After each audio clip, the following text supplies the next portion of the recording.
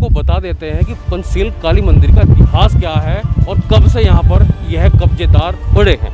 चलिए जान। धन्यवाद नितिन जी। एक मिनट रुक जाइए, हमारे साथ कश्यप जी जुड़ चुके हैं, वह बताएंगे इतिहास क्या है।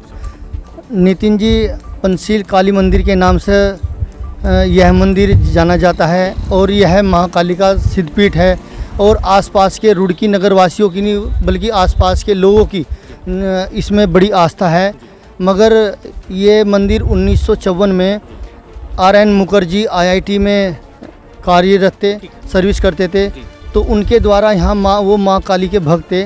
वो एक सन्यासी आदमी थे, उनके कोई औलाद नहीं थी, कोई उनके द्वारा स्थापित किया गया था, जिसमें अधिशासी अभियंता सिंचाई विभाग उनके द्वारा 2-3 लोगों की कमेटी थी। मगर वो धीरे धीरे मंदिर में वो पूजा पाठ करते थे। सेवानिवृत्त होने के बाद वो एक्सपायर हो गए।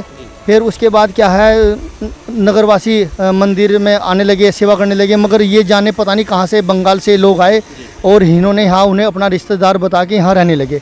प्रशासन ने 21 जनवरी में जब प्रशासन आया और ये अतिक्रमण हटाया कि आप इसके पेपर दिखाओ, पेपर नहीं, कुछ नहीं है। उन्होंने कहा जी आप कैसे, कि वो हमारे पापा के मामा थे, उन्होंने कहा गोदनामा दिखाओ, इनके पास किसी तरह का कोई कागज़ नहीं है।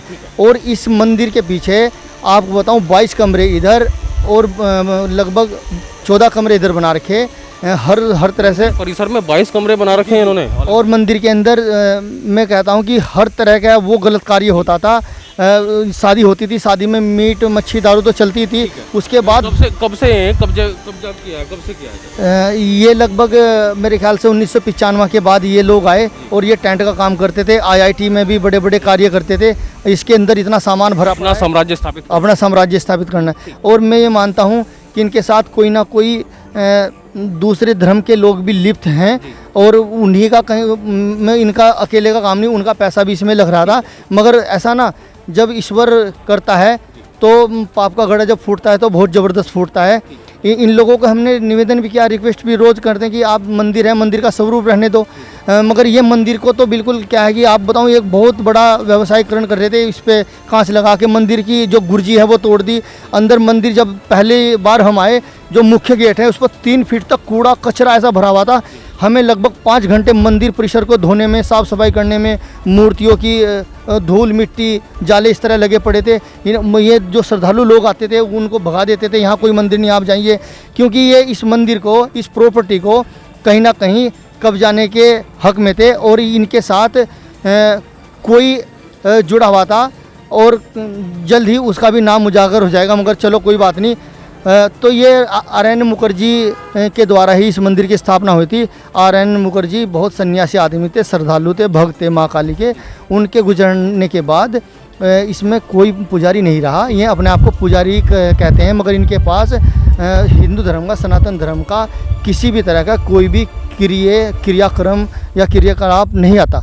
नमस्कार, मेरा नाम है नितिन कुमार और आप देख रहे हैं रुड़की अब। दोस्तों, इस वक्त मैं मौजूद हूँ श्री पंचशील काली मंदिर पे। आप देख सकते हैं यहाँ पर प्रशासन द्वारा बड़ी कार्रवाई की गई है। इस पर यहाँ पर अवैध कब्जे का मामला सामने आया है। अवैध कब्जा क्यों किया गया था, किस प्रकार किया गया था, आखिर पूरा मामला क्या है?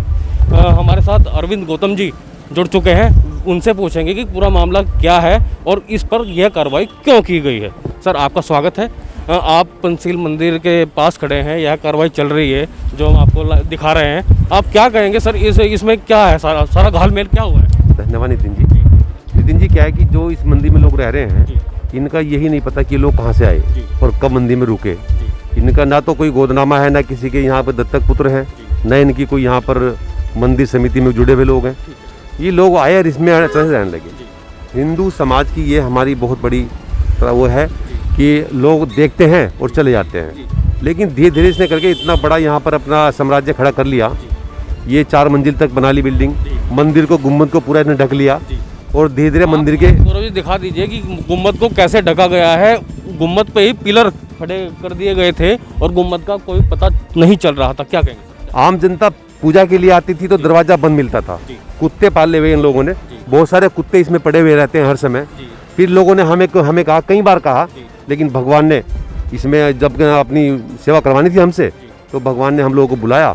प्रशासन में शिकायत करी, प्रशासन ने एक टीम बनाई माननीय कोर्ट का आदेश है कि किसी भी सरकारी भूमि पर अतिक्रमण नहीं हो सकता। अगर है तो प्रशासन को हटाने के उसमें आदेश हैं। पब्लिक वहाँ गई, उन्होंने एक प्रशासन ने प्रशासनिक टीम बनाई इसकी और वो काम कर रही है। लगातार हम इस विषय में लगे हुए हैं। मैं आपसे एक बात और पूछना चाहूँगा, ये तो मंदिर है, ऐसा होता ही क्यों है कि कोई मंदिर पर कब्जा कर लेता है, कोई ज़मीन पर कब्जा कर लेता है, ऐसा सिस्टम ऐसा होता ही क्यों है सर? ये क्या है कि कोई भी लोग बाग अपनी, हम समाज के सब लोग हैं, हम सबका दायित्व बनता है प्रशासन के साथ साथ कि किसी सरकारी संपत्ति पर कब्जा ना हो। मेरी जिम्मेदारी बनती है, मैं भी पहल करूं कि भला कोई भी व्यक्ति उस पर कब्जा कर रहा है तो कभी होगा ही नहीं। हम अपनी जिम्मेदारी से बचते हैं, बुराई से बचते हैं, इसलिए ये सब काम चलते हैं।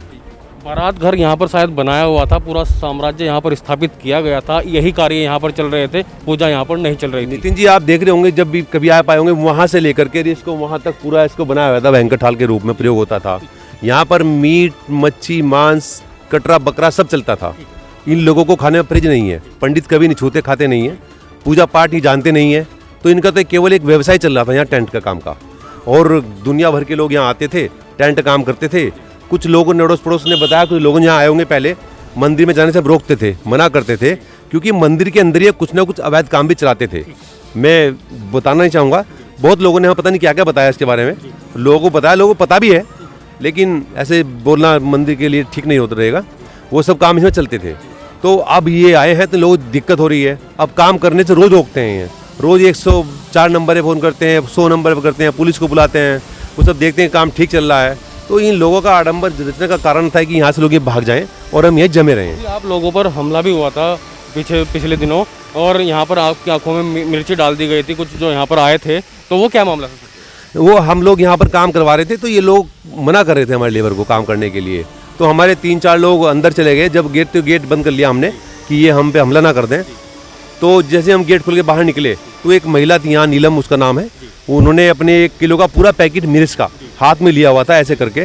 तो जैसे ही हमारे धर्मवीर शर्मा जी हमारे सैनिक प्रकोष्ठ से हैं, वो बाहर निकले, वो भी यहाँ पर सेवा दे रहे हैं अपनी, तो उनकी आँख में मिर्च डाल दी। रामगोपाल कंसल जी आए तो उसने मिर्च डाल दी। उसके बाद फिर हमारे एक और सैनिक हैं, उनको भी मिर्च डाल दी। उसके बाद उनकी हालत भयंकर होगी, वो चले गए। मारपीट भी करी उन लोगों ने हमारे साथ में, दुनिया भर की गाली देते हैं, धारदार हथियार से वार भी किया है, कुल्हाड़ी से वार किया है, लेकिन हम फिर भी हम उसको कुछ नहीं कहते, गाली सुनते रहते हैं पूरे दिन। भगवान का काम है। मैं आपसे पूछना चाहूँगा, जैसे ये साम्राज्य स्थापित किया गया है, ये जो पीछे भी है और नीचे भी है शायद, तो ये सारा सब कुछ टूटेगा? अभी हमारा ध्येय मंदिर की पूजा पाठ सुचारू रूप से चले, मंदिर का अतिक्रमण हटे, हमारा सबसे पहला ध्येय यही है। इसकी बाउंड्री वाल, यहाँ की साफ सफाई, ये सब कुछ होगा। मंदिर का नवीनीकरण होगा, सौंदर्यीकरण होगा। मंदिर जैसे कभी था वही आस्था आदि बनी लोगों की इसमें है। बहुत दूसरे लोग, पुराना मंदिर है। क्या कोई कमेटी बनाई गई है मंदिर की भी?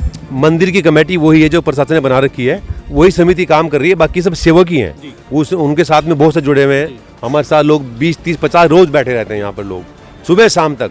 सब लोग कह रहे हैं, पूरा शहर खुश है। वो मंदिर में आने लगी महिलाएं आने लगी, हमारे और पुजारी जो आते हैं वो भी आने लगे। और सुबह शाम, सुबह ही 8 बजे हमारे पंडित जी आकर पूजा करवाते हैं मंदिर में, और शाम को 7 बजे अभी चल रहा है। फिर विधिवत रूप से निरंतर पूरे दिन मंदिर खुला रहेगा। अब आप देख सकते हैं, गेट हमारा परमानेंट मंदिर का खुला हुआ है। पहले ये गेट बंद रहता था, अंदर से खुलता था। 8-7 कुत्ते यहाँ पड़े रहते थे।